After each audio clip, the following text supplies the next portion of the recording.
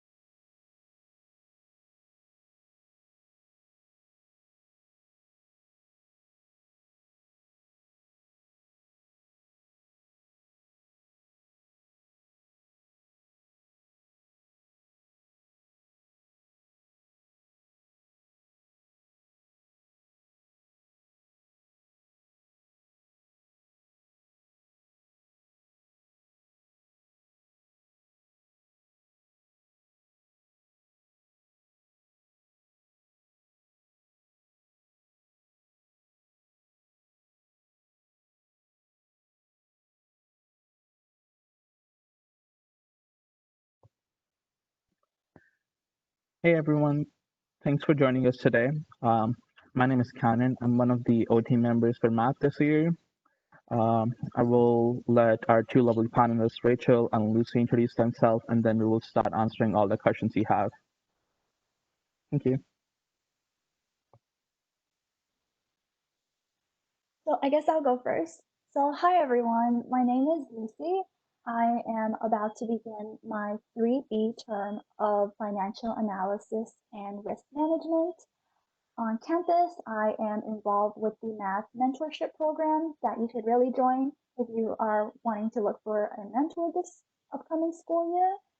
And yeah, I'll pass it on to Rachel to introduce herself.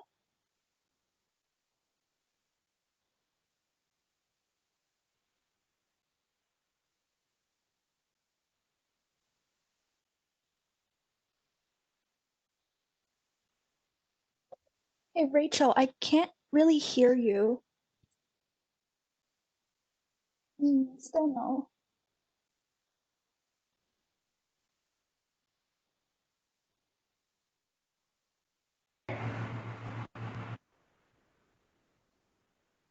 Can you hear me better now or no? Yeah? Yeah. Okay. So should I just restart then? Yeah. Okay, so again, my name is Rachel and I'm going into 2A of the Math and Business double degree with Laurier. And I'm a Laurier-based double degree, so if you have any specific questions if you're taking classes there, I'll be able to answer them pretty well. In terms of what I'm involved on the Waterloo campus is I was part of the double degree club. I was just recently the vice president of Waterloo Affairs, which doesn't really apply to you guys, I guess. But if you have any questions, we're always running events for students, even if you're not double degrees, that are really fun. And yeah, with that, we can get started with our questions. Just as a reminder, the chat will not be monitored, so if you have any questions, make sure you are submitting them through to the Q&A section. All right, so I'll get started with the club's question. So the first question that we have is about clubs that are run and how we join them. So in terms of clubs this term, they're all going to be online, and there's going to be a clubs fair that's going to be held after orientation's over, and more information will be sent to you guys as time goes on. There's so many clubs available at Waterloo, so I would definitely recommend applying for some of them. And a lot of them will have positions specifically for first year students, which is a really good way to get your foot in the door. And then maybe in your 1B term, you can get a higher position. That's what I would recommend. And there's so many available. There's something for everybody. There's even a cheese club if you're into that. So I hope that you will all take advantage of that opportunity, and more information will come about that at the club's fair next week. So our second question is, how difficult is it to get the first co-op job and what can I do to prepare? So generally, personally, I found it a little bit hard to get my first co-op job because I've never had any experience in really anything. And going in and competing against all these upper year students who's a lot more experienced than me, I found it really difficult. A good way that I feel you can prepare for it is to make sure that you are doing some sort of side projects or getting involved. By getting involved in kind of like a club or doing some side projects, you can easily get transferable skills such as public speaking as well as attention to detail, which are skills that are highly valued by the employers. And if you get these skills, you are more able to be hired compared to someone who doesn't have these skills, as well as some of the courses that you take in first year, such as Introduction to Accounting. These courses give you a really good basic accounting foundation. And so you are able to put these courses on your resume to highlight that you have the knowledge in this field. Okay, awesome. So our next question is, how difficult is computer science? So whether you're taking CS 135 or 115 without a programming background. So going into university, I had never taken a computer science course, never looked at code in my life. And CS was probably my favorite class out of all my classes. What I found, like just being completely honest with you guys, is that most people either really get it and they're really strong at it, or they really don't get it. So what I would suggest is always keep up with the content. Always try and do your assignments early, because if you wait until the night before they're due, sometimes you get lucky and you can figure it out, but other nights you're like, shoot. And in CS 135, I didn't take that. I took 115, but the assignments are quite a bit longer. So definitely don't wait till the last minute. But the nice thing about both of those courses is that you're going to have what's called an ISA, which is an instructional support assistant. And they're always going to be there for you. So shoot them any questions you have. They're super awesome. I use that resource a lot. And that's what I would recommend to you guys if you're having any problems at all. They're specifically there to help you. Looking back, I wish that I had taken CS 135 because I actually loved it so much. I was debating switching into the computer science double degree, but unfortunately, I didn't open that pathway to myself. And you can always move down. You can't really move up because you'll have missed the content.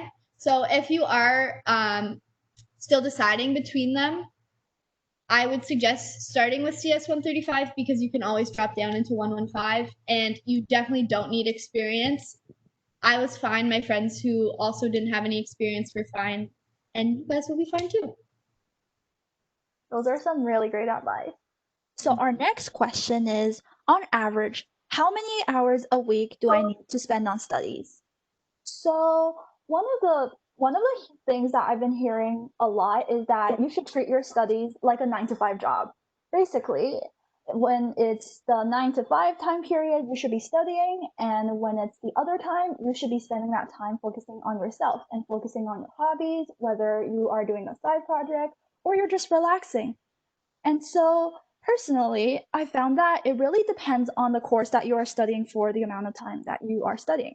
So for instance, the course that I found was really easy for me was AFM 101, Introduction to Accounting. So I spent, I'd say, 3 weeks on it every week, 3 hours on it every week, just attending the lectures, and another 2 hours doing some practice problems.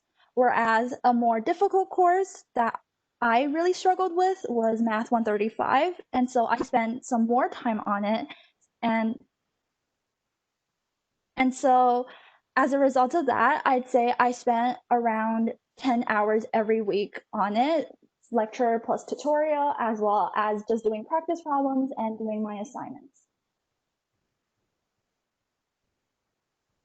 So now I pass it back to. All right, so our next question is, how should I prepare for my courses? Going into university, I didn't necessarily prepare ahead for my courses other than I worked really hard in high school and I had a good foundation. So I would say if you did the same and you have a good foundation, you're all set to get started. What I would say to you is when you are doing your classes, it's really important to keep up. And you're going to hear that again and again, but I'm going to try and give you some advice on how to do that. So what I did was always in the class, I would go to my lecture. Even in online courses, this is what I do. So I do the lecture and I take all my notes, and then I go to the textbook and I read the textbook, which really solidifies it in your brain, because if you read it within 24 hours, you have a much better chance of retaining that information. And then right after the textbook, I do practice questions. And it may seem like a lot. It doesn't take me that long. Usually on Fridays, like that's my day to go through the textbooks, and I do that. And I get everything done in one day. And you would be amazed at how much better you're going to understand the content moving forward into the course. And other than that, keeping a planner will save your life. I plan out every single hour of my day. And due to that, I am very efficient normally, and you can get a lot done and still have a fun social life. So our next question is, what kind of co-op jobs are available to apply for as a farm student? There are tons of co-op jobs to apply for as a farm student. So basically, when you're applying for co-op, you will get access to this website called Waterloo Works, where the employers will post all of their co-op jobs. And so you can apply for any co-op job that is being posted on there. But then there is a specific filter called For My Program that you can select, and those will pull up all the math business jobs. So for instance, I have friends who's in farm who's done a lot of data analyst jobs, data science jobs, and I've had friends who's worked in capital markets and worked in quantitative research. personally, I have just finished my co-op term as an accounting analyst. And so there are really tons of jobs that you can apply for as a farm student. It's just up to what kind of jobs that you want to apply for. Oh, yeah, go ahead. Do you want to answer what your first co-op job was first? Yeah. So because I really struggled finding a job, my first co-op job was actually in a startup where I was both managing the customer service side for a specific company, as well as managing the marketing side. So basically all the Facebook, the Instagram, and the Twitter ads, that was me. So basically my entire co-op job, I was answering customer emails and I was also promoting the company's products online. That's so awesome. And it would be really good to have that background in there as well as your accounting background. Like you'll be really diverse. Yeah. And sorry, go ahead. I was going to say that I haven't done co-op yet. So this fall I'm going into my first round of applying.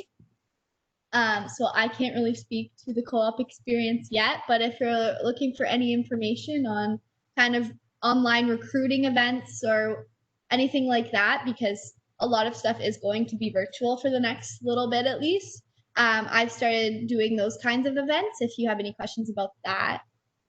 And then my next question is it hard to have a part-time job while you're studying? I didn't have a part-time job personally, and I was really committed to my studies. I really wanted to keep a really high average. So I would say for my experience, I wouldn't suggest getting a part-time job. But with that said, if you want to do something, you can make time for it. Like 100%, I am a firm believer in that if you want to do something, you can find the time for it. So I wouldn't say it's impossible. No, I would say you could definitely do it, especially if you're living at home right now. You save so much time moving back and forth. So I wouldn't suggest doing crazy hours, but definitely possible. So my next question is, what are PD courses and when do we register for them? So if you have co-op, you do have a 5-course PD course requirement. And PD courses are basically professional development courses that will help you to succeed in the workplace. So for your first PD course, PD1, you will be automatically added to the course right in the term before your first co-op. And so that is one of the 2 required PD courses that you have to take. Your next PD course will be PD11, and that will automatically be added for you during your first co-op. So PD1 is just basically a career foundations and teaches you how to behave as well as how to conduct yourself in the workplace. And PD11 is an introduction to work term reports, which are reports that you will have to write for every single co-op term that you will have in order to get your co-op credit. And as for the 3 remaining PD courses, they are free electives and you can choose from a list of specific PD courses. So personally, I've chosen research as well as problem solving in the workplace and project management. All right. So our next question is, all right, I'll talk about some study tips that will help you succeed. So other than what I said earlier about planning your time with the journal and reading the textbook after your lectures, a key thing for me was using the tutorial center and also having a good network of friends who could help you. Everyone in your program is taking the same courses as you, and if you don't know the answer, there's probably somebody, one of your peers that does know the answer, or even having someone to work through questions with is such a great resource. And that's what me and my friends do all the time. We have a group chat where we can just send each other questions. So definitely use all the resources you can to make friends if you're not in residence. So orientation, I know, is hosting lots of events. You can use the chat function to meet people, and that's definitely a key study tip. And I don't believe the tutorial center is open for the fall, but when you eventually do make it back to campus, the tutorial center is such a great resource. People used to joke that I lived there because I was in there so much.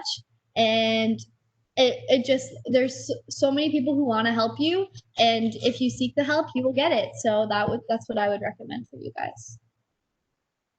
Most definitely. So, my next question is, if your co-op pressure affects your academic average, should you leave co-op? Well, in this case, I think it really depends on whether or not how high you see maintaining your academic average is.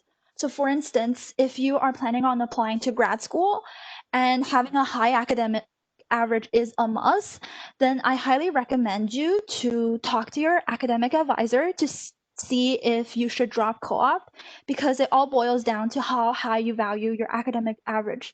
Personally, I think you shouldn't leave co-op just because co-op gives you a more valuable experience, and that is something that the employers will highly value when you are in the workplace, because I find that employers will more likely value the past co-op experiences you have when you're actually looking for a job, rather than how much mark did you get for this one specific first year course. And so if this does come to pass, if you feel like co-op is really affecting your academic performance, you should definitely talk to an academic advisor to get their intake, and definitely consider how high you value keeping a really good academic performance is to you. So next I'm going to talk about online courses. I took 2 online courses this summer. So for anyone in Math Buzz, I took one of the economics courses at Laurier, which I probably be taking as well. And then I took second year linear algebra online. And Waterloo is so organized. Like, you got to give them credit for that. They're super organized. Their online courses are run really, really well. I actually kind of prefer being online because it works better with my learning style. And that if you are self-motivated and you can get up every day and do your lectures, it's so great because you're learning the same content. There's lectures that will help you, but then you're also able to self-learn, which I really love. So for most of the math courses, how it works online is that Waterloo already has lectures ready, and you'll just go through them at your own pace. They'll let you know what you should be done, and then based on that, you can really adjust it to your own schedule, which is super, super awesome. So, our next question is, how can I transfer from the regular program into the co-op program? So in your 1B term, there will be info session nights about the co-op program, where they will describe to you basically how the co-op program works, as well as how to find a job. And so what you would do is you would attend these sessions, and you will also want to, I'm sorry, I keep referring you back to the academic advisors, but you do want to talk to your academic advisors, and they will be pointing you to the correct next steps on how you can switch into the co-op program.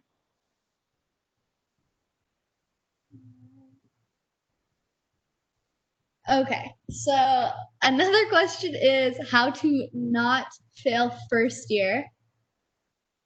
First year is definitely difficult, but in my experience in high school, people made university sound like it was impossible. You were going to fail. I was terrified going into university, but it's not that at all. It's definitely manageable. I think a lot of the time people go in and they don't make good choices and they get really behind and they can't make it back up. And that did happen to some of my friends, I'm not going to lie. But if you manage your time well, there's definitely time for a social life, and there's time to keep on your studies. You just need to have proper study habits in place that work for you. So maybe the same ones that I suggested will work for you, or maybe you have ones from high school that worked for you.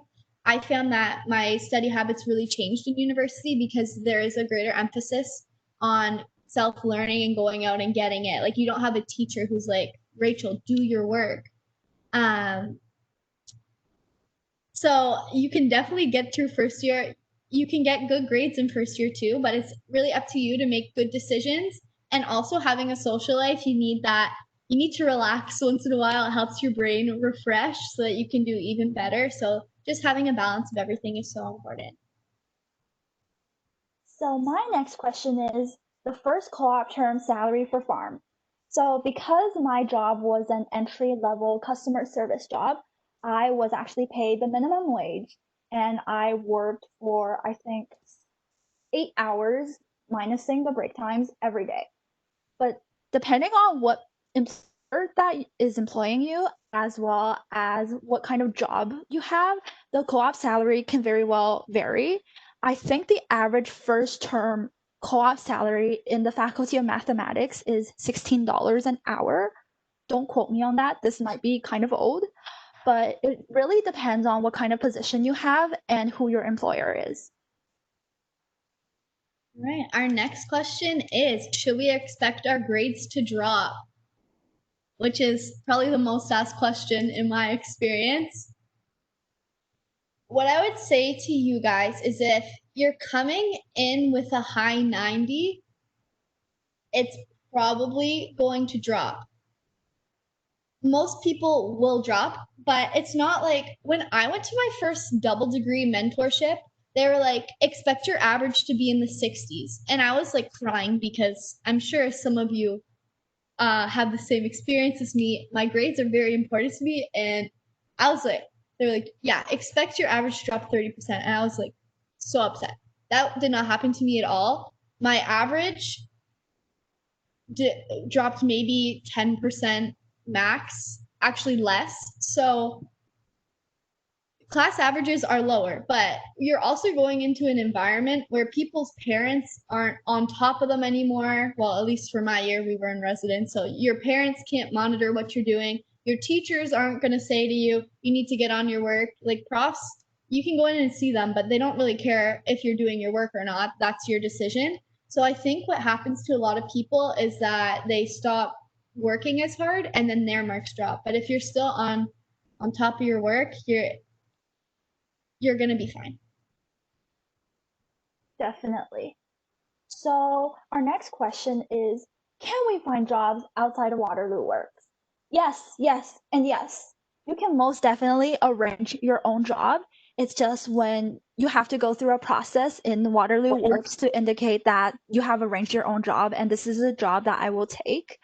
For more specific information, you might want to check with your co-op advisor on how the process works because I've never arranged my own job. But I heard that you have to fill out a form and then that will appear as part of your rankings and you'll have to rank your own job as one. But yes, you most definitely can arrange your own jobs outside of Waterloo Works. I've actually been doing that for co-op. I've been applying externally because I know what I want to do. All right, so preparing for evaluations. Exams in university, they come up pretty quick because it's not like in high school. Well, at least at my high school, we had a few days off for exams. In university, you also have a few days off, but in that time, you're studying for 5 exams, right? Whereas in high school, maybe you had 3 or 4. I did not study responsibly in my first term of university. I left it till the last week. I only studied for my hardest course, and then I left all the other ones till the day before. And my averages dropped like crazy because I was not responsible with that. So what I would say to you is maybe once you get into midterms, maybe like dedicate Sunday to spending an hour going through each of your courses so that you don't forget the content. When you're trying to reteach yourself content the day before the exam, your exam probably isn't going to go that well. So time management is the key to success in university. If you time manage well, just go over the content. Exams aren't easy, but you can still do well if you do manage your time and study efficiently. So our next question is, how many clubs can I join and how many is too much? Well, you can join as many clubs as you want or as many clubs as you can manage. And I'd say there's really not too many clubs that you can join. It really depends on how you budget your own time. If you're interested in joining, let's say, the anime club and the cheese club, go for it. As well as personally, I usually join around to volunteering functions per term because I have a tendency to stay in my room and overstudy. But I've had friends who's involved in, I think, at least 5 different things. I don't know how they manage their time, but as long as you feel like you can do 5 clubs as well as balance your studies, then you should definitely join 5 clubs. All right. One of the questions is why is sequence 3 not recommended for co-op? So in sequence 3, you have your first summer off, and you're not doing study or co-op. So I think the reason it's not recommended, although don't quote me on this, is that you're getting behind where everyone else is already taking steps. So then when in second year you're going in to get your first co-op, you're going to be in the same pool as is this right? And you're going to be in the same pool as second years. So they already have that experience, and that experience is a huge edge on you. And you also haven't studied. So you're just getting behind in your degree is why I would say it's not really recommended. And that's personally why I wouldn't choose it. I'm not sure if Lucy has anything else to add to that. No, not really. I'm not sure what sequence 3 is actually. Okay, so your first summer's off, and then I believe Okay. co-op in the winter. Oh, okay. Oh yeah, I do know someone who is in that sequence then.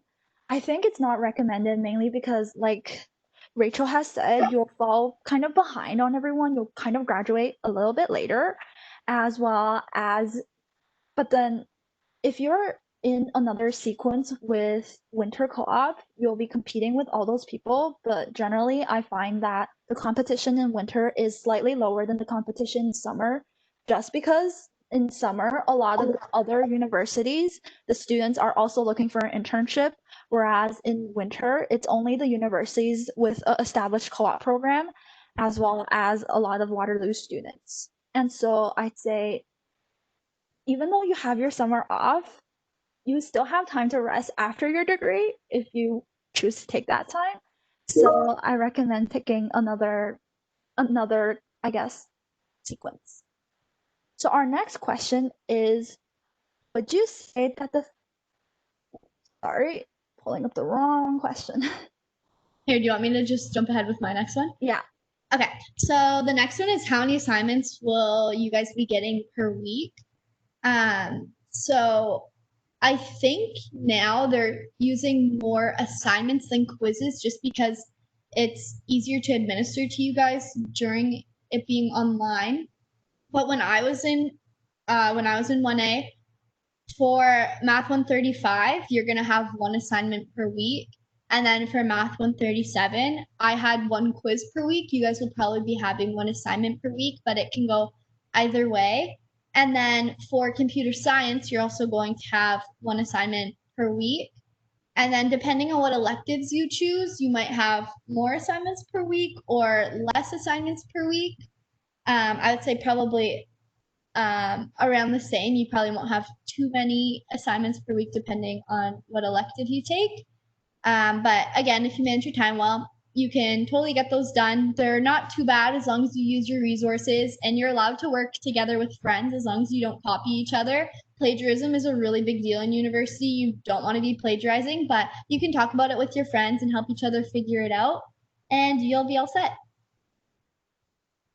So my next question is, would you say that your first year was your hardest? Yes, I personally feel like my first year was my hardest year here at University of Waterloo. So one of the reasons why I found it to be the hardest was because I was really not used to the transition between university and high school. And I was also taking CS 135, which I found really difficult. And so because I was focusing all of my attention on CS 135, I was focusing less attention on my other courses, such as my Math 135, my Math 137. And so when exams hit, it was a complete mess. And my one key takeaway from that is to always manage your time properly. And if you don't understand something, to always go and follow up with the professor, the TAs, your classmates to really make sure that you are understanding the concept. Another reason why I felt like my first year was the hardest was because in first year, you are taking mostly foundational math courses, such as your Math 135, your CS, your Math 137, 138, 136. And so these courses are generally less enjoyable for me because I enjoy more business and finance courses. And so because they're not as enjoyable for me as some of the courses that I later took, such as accounting as well as business, I didn't focus a lot of my attention on it, and it feels like I'm just forcing myself to learn it, and there's zero passion whatsoever. And so I felt like it was really hard. It also made me doubt whether or not I should stay in math and stay in farm, whether or not I should stay in Waterloo at all. But from there, things generally became more easier for me as I began second year, as I'm doing a lot of like statistics, probability, business, actuarial science, and those courses are generally more enjoyable for me. And so when I'm studying it, it doesn't feel as hard to push myself to study it, and so it is a lot easier for me. I totally agree with what you're just saying. When you like the courses you're taking, it's definitely a lot easier to get going. So my next question is CS 115 hard? And that's gonna completely depend on the person. For me, not to toot my own horn here, but I thought it was really easy. I didn't have to spend much time on it, and I did really well in the course. But with that said, I also did the labs every week, and I used my resources. So in CS 115, you'll get a lab, which is kind of like practice questions, and that will actually give you a bonus mark, like 3%. So definitely do your labs. So I did work hard in the course, but I thought it was really easy. But on the flip side of that, some people, it just won't click in their brains. They're just the way that they think is not really consistent with how coding works. So those people did struggle even when they were working hard. They couldn't grasp the concept. So that's going to completely depend on the individual. But if you're using your resources and you're really taking the time to learn, don't completely abandon your other courses. But you can definitely learn how to think that way so that you can do well as well. But I'm going to say this again, it's completely dependent on the individual. But if you're in math, you probably do think that way, so you can definitely do well. I totally do agree. And so my next question is, how closely related to your degree your first co-op job is? So as I mentioned earlier, my first co-op job was as a customer service and operations specialist. There, that was the job title for a startup. And so it wasn't at all related to farm. There was zero financial component, but I did walk away from that job with a lot of soft skills that I can take away. So for instance, one of the soft skills that I developed in that job is the ability to be able to problem solve. Because you are working in a customer service environment, the customers emailing in, they do have a problem, and you do have to go through all the different steps and try to figure out a way that you can solve their problem for them. And since my company was like a online shopping company, a lot of the problems were, hey, where are my merchandise? I ordered this, but I still haven't received it yet. Where is it? Do you have a tracking number? And so some of the things that I would do is I would just go through the list of the tracking numbers that are available to us one by one to see if I can pull up a number for them, to go by standard company guideline, and to check with my colleagues to see if maybe there's like a new tracking list, as well as maybe there's more information on the specific shipment.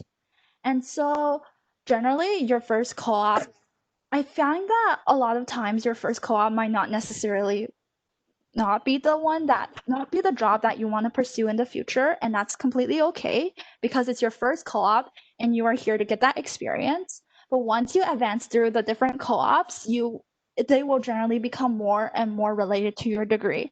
So for instance, my last co-op was working at BMO as an accounting analyst. I was working on the technology and operations controllers, and some of my jobs involve posting daily journal entries, doing month-end reconciliation. And I wouldn't say that this was like 100% matched to farm, but it is somewhat kind of matching to what I want to do in the future. So don't worry if your first co-op isn't like your dream job. You can only go up from here. All right, so the next question is, given that proofs are new for you guys, how hard is Math 135? Math 135 was my hardest course of first term. I went to my lectures and I had no idea what my prof was saying. So basically what I did was when I did the assignment, I kind of learned what was on the assignment, but I didn't look at it again until finals. So I was teaching myself the course 5 days before my final. I would not recommend that to you guys. Learn from my mistakes. I think a lot of it had to do with the way that the prof taught and the way that I learned weren't really consistent.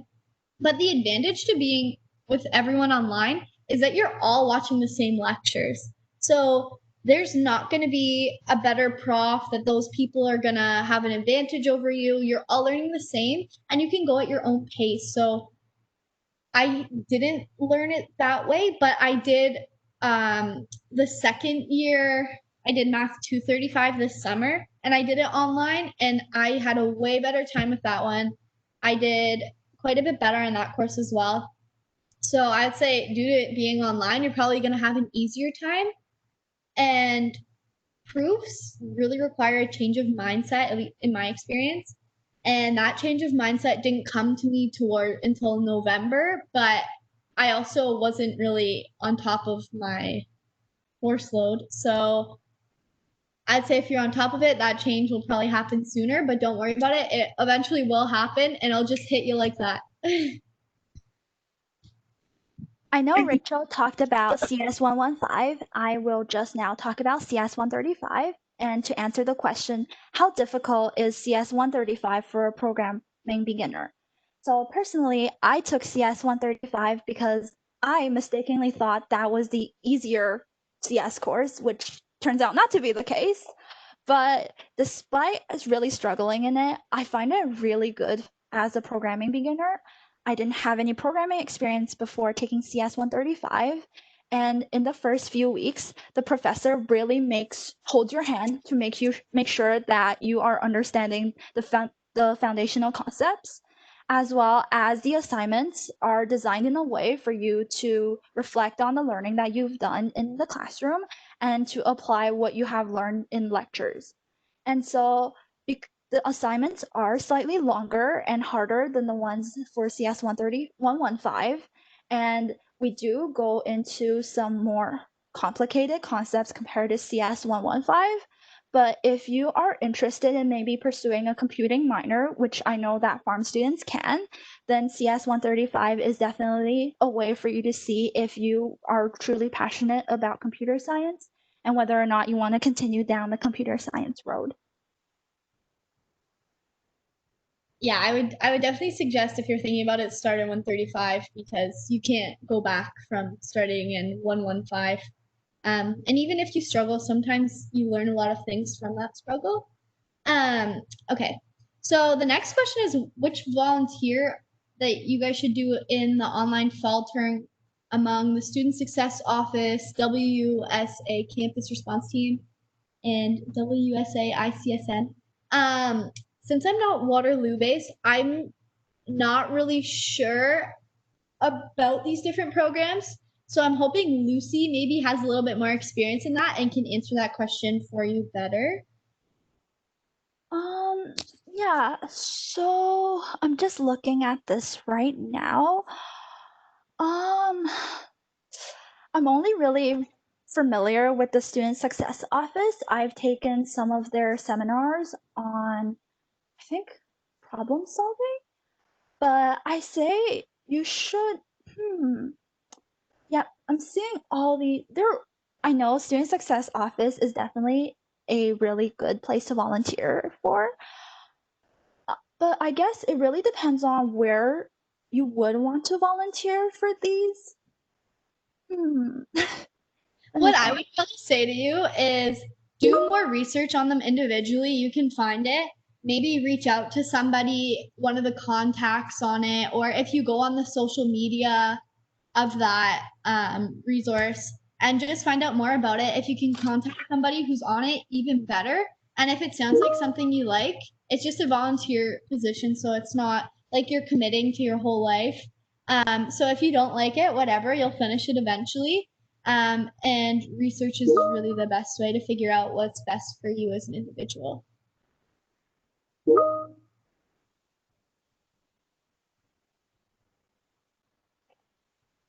All right. Just looking at this. Okay, well, the next question is, if at any point you want to change your major, can you change to a different faculty? So it is possible. You just have to contact your academic advisor. I know a double degree who is Laurier-based that switched into Waterloo kinesiology. So it's definitely possible, but you need to talk to your academic advisor, and it's going to take a little bit of work to do that switch, but it's possible, yes. So the next question is, what sort of co-op jobs are available? So I know I touched on some of the co-op positions that farm students have taken, but generally there are tons of different jobs available. So as I mentioned, there's the starting co-op position as a customer representative, as well as there are tons of programming options available if you are looking into being a software developer, as well as there are a lot of jobs in finance and investments. I know there are a lot of positions in capital markets, though the capital market positions are highly competitive, and that is one of the few rare instances where they will consider your grades when you are applying for the job in that field. I know there are jobs in the 5 different banks, the big 4 accounting firms, and there are just generally a lot of different positions available. And it's really up to you on kind of what position you want to take. And as long as it's something that you want to apply for and you feel like you qualify for the job, do not hesitate to apply for it. Even though you are in farm, but you are absolutely passionate about coding and being a software developer, and you have the skills to do it, why not apply for it? Don't just be constrained by the fact that you are in a finance-based program. You can always apply to whatever job that you want. I'm going off of that. I actually have been applying to some jobs off campus because I'm looking into my co-op because I start in January. So if you guys want to know anything about that or how I'm working to increase my chances of getting this co-op, so I'm trying to get my co-op into one of the big 4 firms specifically whose values really resonate with mine, and I know a lot of good things about it. So what I did this summer is I found people who were working there. So my mom actually works closely with one of the partners of this firm.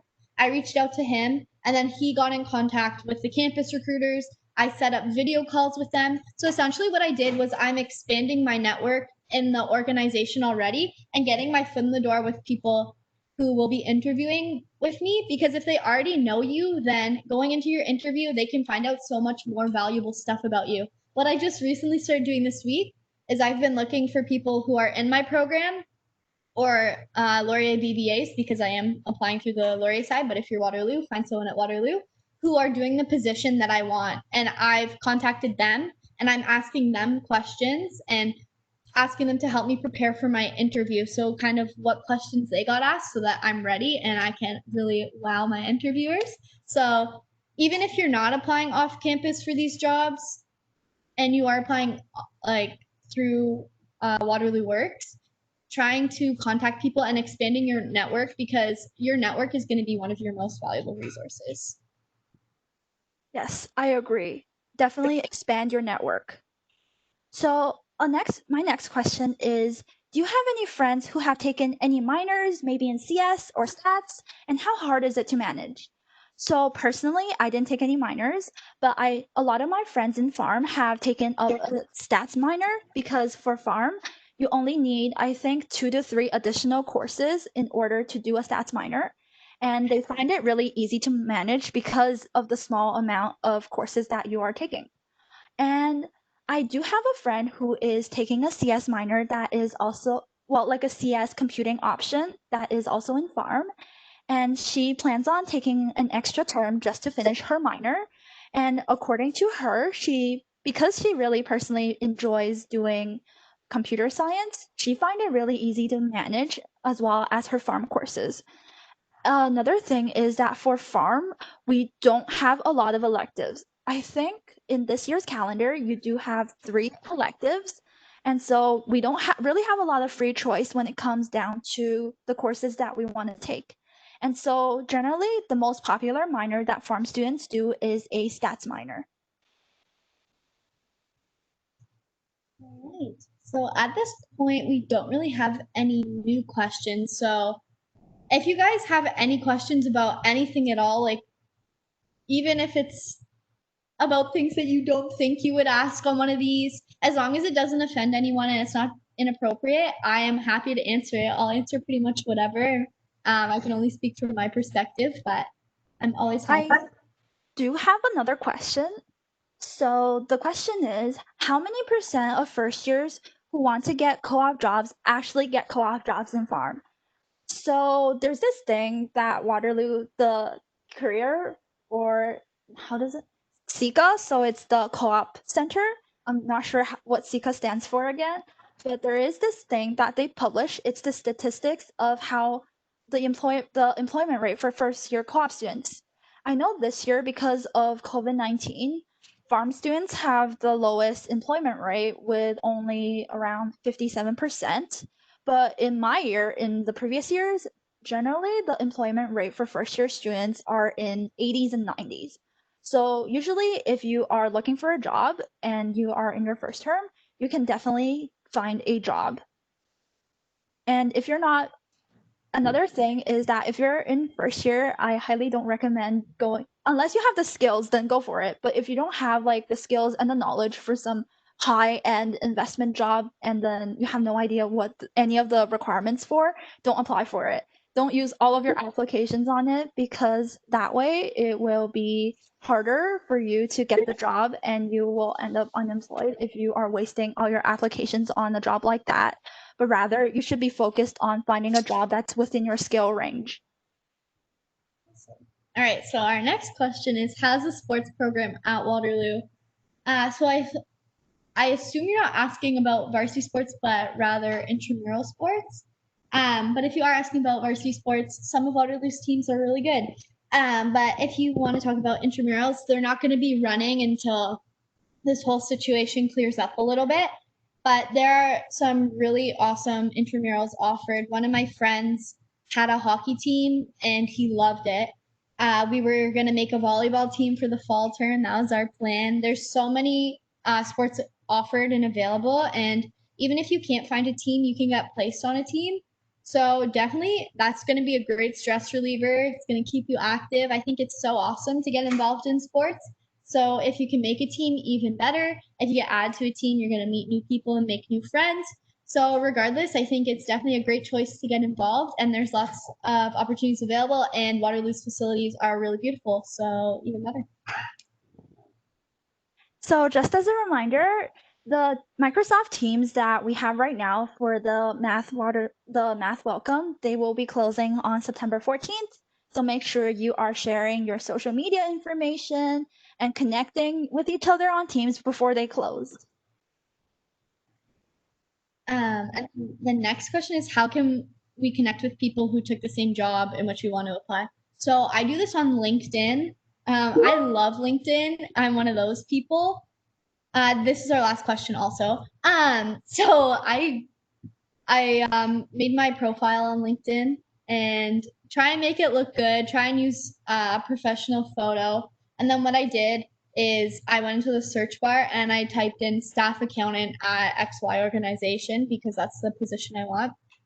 And then when it comes up, it normally shows you people who have similarities with you. So it'll say their school. If you're on a laptop anyway, it says their school.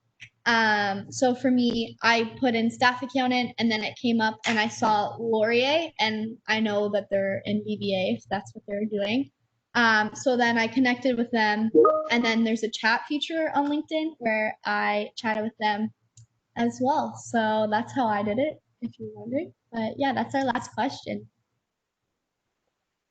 Hi, everyone. Thanks, Rachel and Lucy, for this great panel. Unfortunately, we were not able to go through all the questions we had because we had so many questions. So our advice to you is, if you have any more questions, reach out to your math-ready leaders on Microsoft Teams. Ask them for advice. They are also operators and have experience in your programs. We'll be able to help you and guide you through your entire transition to university. Thanks a lot. Have a good day. Hope you guys enjoyed this panel. Bye, Hi everybody. everyone.